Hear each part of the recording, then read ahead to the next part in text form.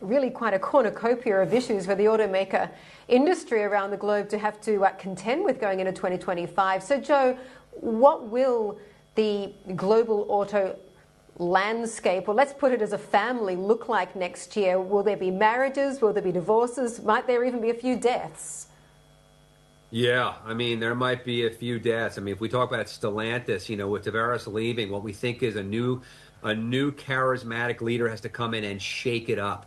And that shake-up is going to be, they have 14 different brands across the globe. There's a scenario we're playing with that Chrysler and Dodge don't make the cut, that Ram and Jeep are their money makers, and that's where they're going to push in. They're going to try to push that more into global space.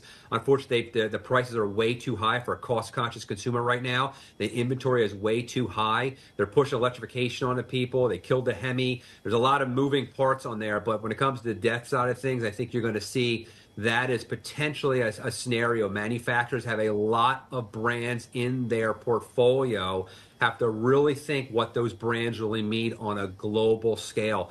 More partnerships, yeah, I think we're going to see more partnerships. People are trying to play with the China story, but lightly. Stellantis talking about Leap Motors. It might help them improve their efficiencies, but it's also going to hurt them in the fact that this anti-Chinese sentiment. So it's going to be a real critical eye coming in. But I think you're going to see leadership come in and say, look, we got to start with a clean slate. We got to level the playing field. We got to look at our portfolio, what's winning, what's losing, and if something's losing, we got to take it off the table. And I think you're going to see a lot of attrition in the next 18 to 24 months coming across multiple manufacturers on a global scale.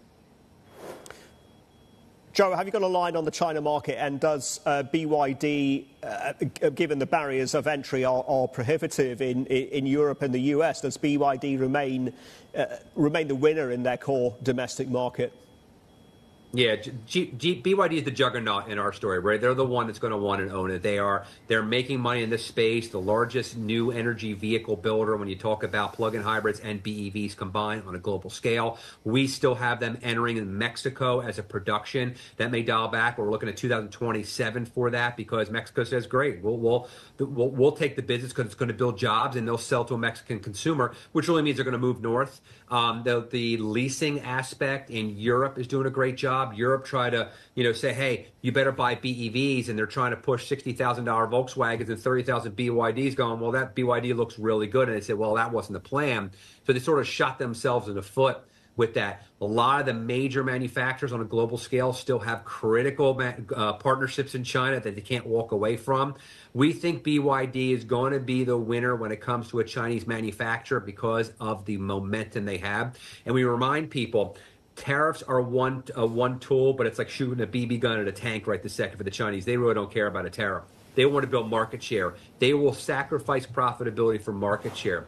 As long as they build that, profitability will come eventually. The one making money here, again, is going to be Tesla. Yes, they're making their home market, but that's the real one. People put the financial story behind it. It's a cloudy story at best in terms of a rationale why they would not invest somewhere.